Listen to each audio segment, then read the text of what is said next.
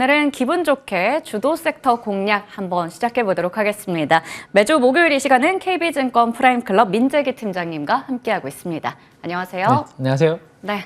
목요일 주 후반인데 우리 또 지칠 수 있는데 오늘 시장이 정말 강하게 올라주고 있습니다. 특히 외국인이 돌아왔어요. 마이크론의 실적을 보고 나서 이제 기쁜 마음으로 돌아온 것 같은데 여기서 이제 떠나면 안 되는 거잖아요. 네. 오늘의 상승을 오롯이 즐겨도 되는 건지 아니면 아직 조금은 우리 지켜봐야 되는 게 있는지 궁금하거든요. 오늘로 끝났으면 좋겠는데요. 네. 내일은 또 겁이 납니다. 네, 왜냐하면 오늘 삼성전자에 대한 매도가 사실은 계속되고 있잖아요. 그렇죠. 근데 오늘도 삼성전자로 강하게 순매수가 크게 들어오고 있지는 않은 것 같아요. 만약에 들어왔으면 조금 전에 말씀해 주신 것처럼 외국인 순매수 규모가 3천억 정도의 수준 아니겠죠. 더 늘어나야 네, 그동안 판 게 얼만데, 그죠? 네. 아마 삼성전자에 대해서는 아직도 잠깐 나올 매물이 남아있는 게 아닌가라는 생각이 드는데, 그래도 마이크론으로 인해서 뭔가 변곡점에 희망을 좀 가져볼 수 있는 그런 부분이 아닌가 싶고, 먼저 이거 그림을 가지고 그럼 한번 보여드릴까요? 네. 자, 일단 우리가 이 시간에 계속 제가 말씀드렸던 부분은 여기 그림을 중요시하게 보시면 된다라고 말씀드렸습니다. 반도체 업종에 대한 그 투자 주체별로 이제 순매수 포지션의 동향인데요. 지금 검은색이 반도체 업종의 지수라고 보시면 되고, 빨간색이 외국인들이 매도하고 있는지 매수하고 있는지를 보여주는 건데, 지금 끊임없이 빨간색 그래프가 우하향 그림을 그리고 있습니다. 계속 팔고 있다는 이야기죠. 네. 반도체 업종에서. 특히 삼성전자, 하이닉스는 약간 주춤했는데 최근에 삼성전자는 계속 매도가 나오고 있습니다. 네. 이게 멈춰야 되거든요. 맞아요. 네, 일단 하이닉스는 약간 멈춰주는 모습이 있었고 오늘도 괜찮은데 삼성전자가 크게 돌아서지 못하고 있기 때문에 상승폭이 더 늘어나기는 지금 약간 제한적인 것 같습니다. 그리고 또 오른쪽에 보시면 이 개인 투자분들입니다. 네. 반도체 업종과 개인 투자분들의 이 순매수 포지션은 거의 반대로 움직인다고 보시면 됩니다. 그래서 이게 이제 올라가던 이 개인 순매수가 꺾이는 시점과 외국인들이 돌아서는 시점이 좀 추세적인 상승을 기대할 수 있는 것 같고요. 아직까지는 좀 더 확인이 좀 필요하지 않을까 싶은 생각입니다. 네. 그리고 이제 어쨌든 뭐 시간에서 이렇게 마이크론이 뭐 강세를 보여주니까 근데 이 부분이 먹힌다라는 것만으로도 저는 다행이라는 생각입니다. 왜냐하면 어제 오후 2시 반인가요? 2시 이후로 생각해보면 저는 아찔한 거거든요. 맞아요. 그죠? 갑자기 지수 막 오른쪽 순식간에 막. 근데 오늘 그 이상으로 지금 커버를 하고 있잖아요. 그러면 그것만으로도 일단 한숨 돌릴 수 있지 않을까 생각이고, 그러면 이 디램이 마이크론의 실적과 함께 진짜 겨울로 길어지는지 아니면 좀 짧게 이게 다운 사이클이 좀 예전보다는 짧게 끝날 것인지를 생각을 해봐야 되는데 저는 이 그래프를 보시면 이쪽이 올해고 여기가 내년인데요. 이 선이 뭐냐면 D램의 생산 증가율이라고 보시면 될 것 같아요. 근데 원래 이렇게 증가를 하다가 내년도가 올해보다는 적어도 약간 내려오는 그림 아닌가요?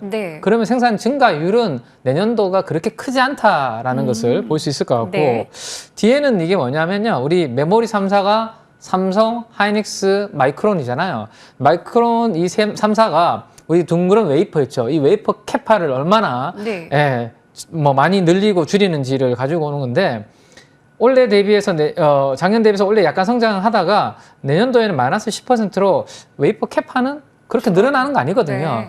그렇다면 마이크론의 이 분위기와 함께 이 부분을 생각해 보면 만약에 다운 사이클이 반도체에 좀 온다고 하더라도 예전처럼 그게 길어지는 건 아니고 짧은 다운 사이클로 끝날 가능성도 제가 봤을 때는 충분히 있다. 그래서 마지막으로 CT에서 만들어 놓은 자료를 한번 보시면 세로막대 그래프는 뭐 안 보셔도 되고요. 빨간색 그래프만 보시면 되는데 2025년도 상반기에 살짝 이렇게 공급 초과가 나타나긴 하거든요. 근데 보시면 하반기에는 다시 공급 초과율이 내려가는 모습이 될 가능성이 있기 때문에 이 하락 사이클이 온다고 하더라도 혹시나 겨울이 온다고 하더라도 예전만큼 사이클이 길지 않고 짧게 마무리될 가능성도 충분히 있고, 오늘 새벽에 마이크론도 그 희망을 좀 보여준 게 아닌가라는 생각입니다.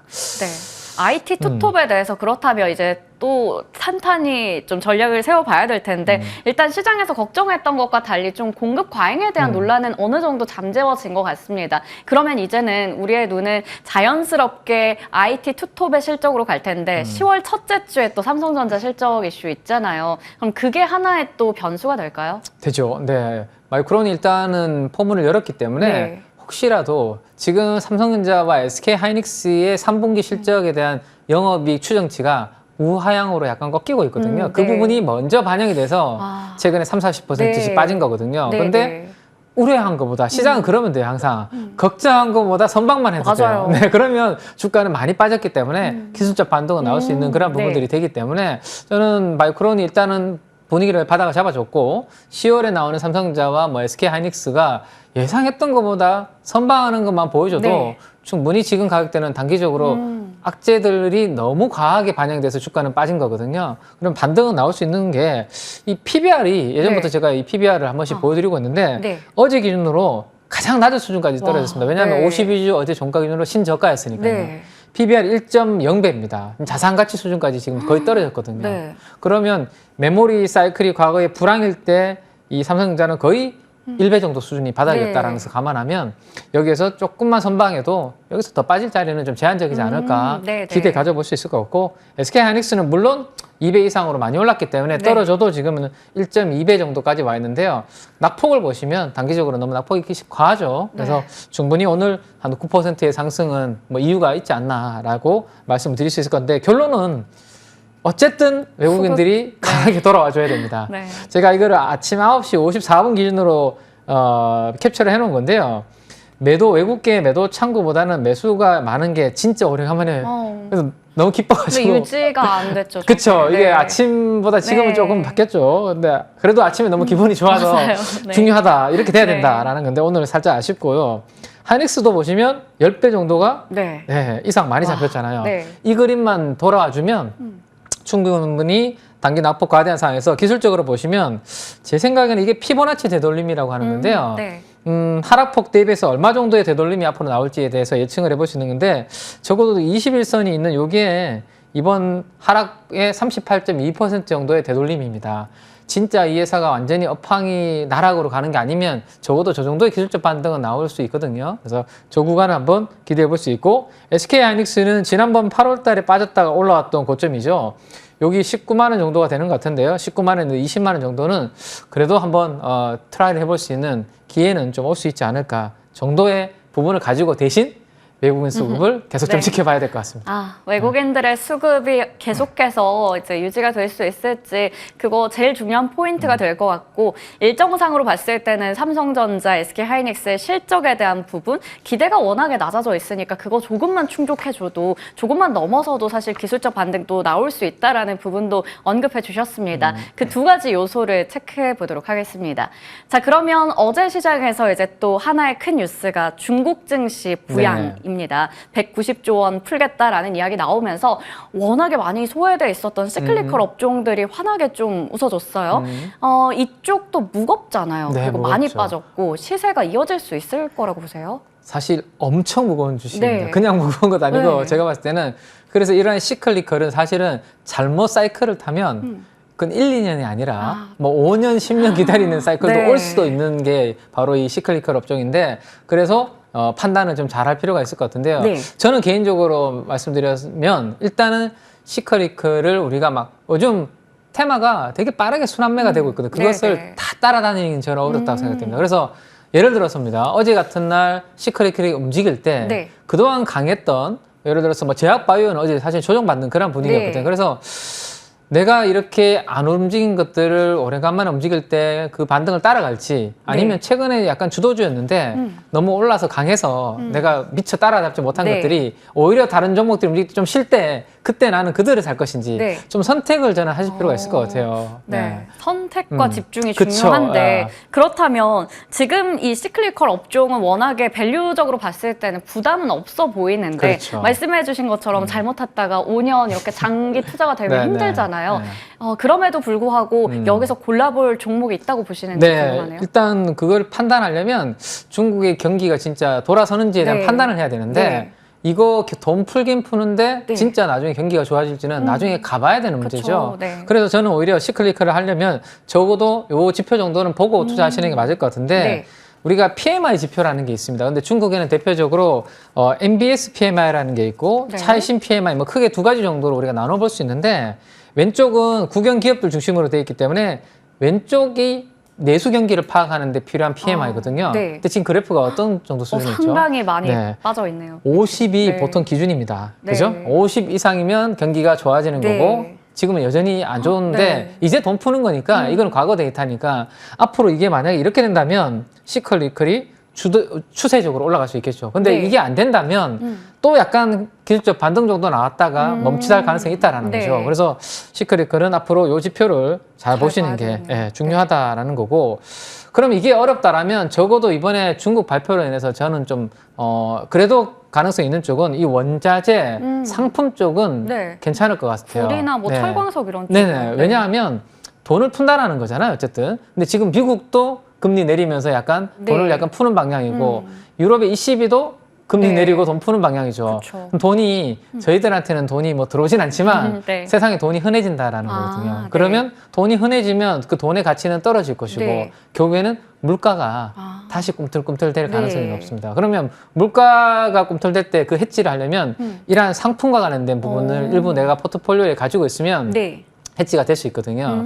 그럼 대표적으로 올 상반기에 구리 가격이 이렇게 움직일 때 올랐던 기업들이 네. LS, 뭐 풍산, KBI 메탈. 네 맞아요. 네. 그다음 뭐 이구산업, 네. 대창 이런 종목들이죠. 그러면 그들이 이번에 이 사이클에서 다시 움직일 가능성을 염두에 두고 네. 제가 봤을 때는 여기에 관련된 종목들을 체크해볼 필요는 있는데 요거는 이제 제가 PBR 기준으로 정렬을 해놓은 거기 때문에 네. 사실은 밑에 있는 기업들은 작은 기업들이라서 이 포워드 추정치가 없어요. 네. 예. 그래서 LS와 풍산만 있거든요. 좀 내가 발빠른 매매 중소형주를 좋아하신다면 여기 종목들을 보시면 되는데 네. 그게 어려운 분들은 그냥 뭐 LS라도 왜냐면 LS 안에 뭐 예전에 니꼬동 재련, 동을 네. 재련하는 기업도 있고 전선도 있기 전선이요? 때문에 네. 구리 가격이 앞으로 만약에 뭐 물가 상승으로 인해서 좀 좋은 가격이 네. 나타난다면 이 LS는 나쁘지 않죠. 네. 일단 풍산도 마찬가지고 그죠. 네. 그래서 이런 좀 큰 기업들 중심으로 저는 보시는 것도 요거는 시클리컬과 조금 그래도 무관하게 괜찮을 수 있는 쪽이 되지 않을까 싶고 네. 대표적으로 우리 화학 업종이 네. 이번에 튀었습니다. 맞아요. 그죠? 네. 네, 튀었는데 이날이 작년 7월 26일이거든요. 네.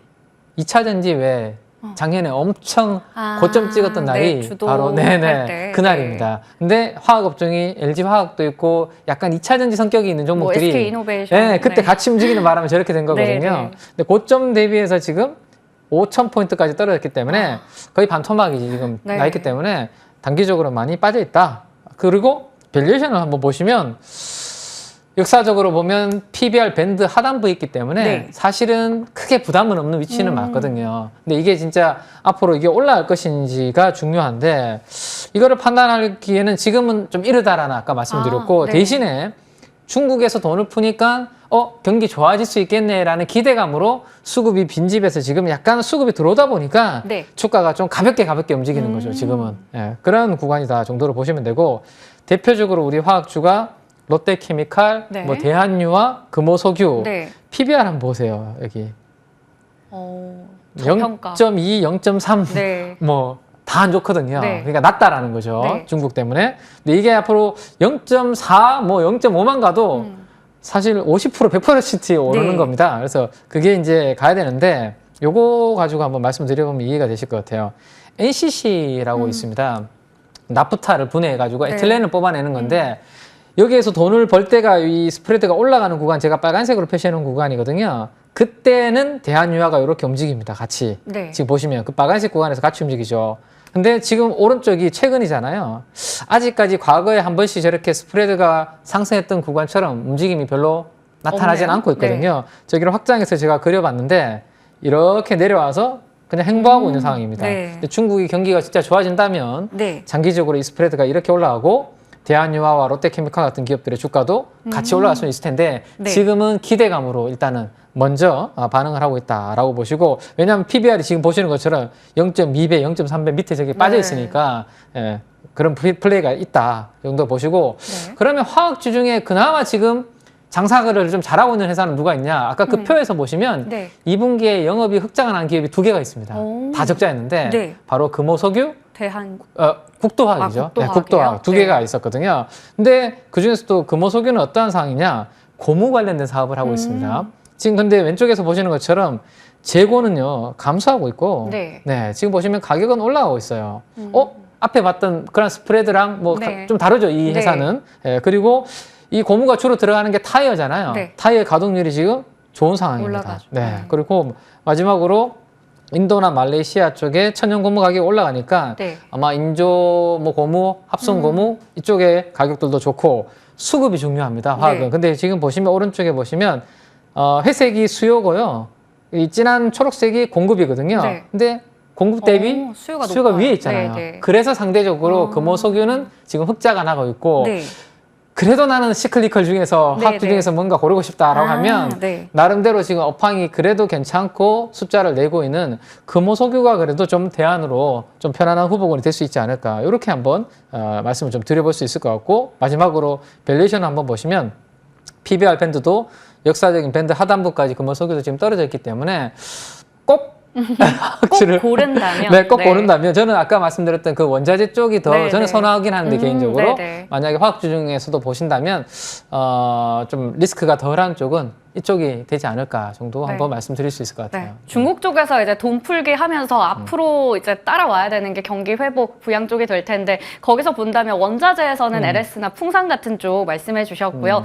석유 화학 쪽에서 하나 딱 본다면 흑자 잘 내고 있고 네. 저평가 매력 있는 금호석유도 같이 얘기해 주셨습니다. 참고해 보시면 좋을 것 같습니다. 지금까지 KB증권 프라임클럽 민재기 팀장님과 이야기 나눠봤습니다. 고맙습니다. 감사합니다.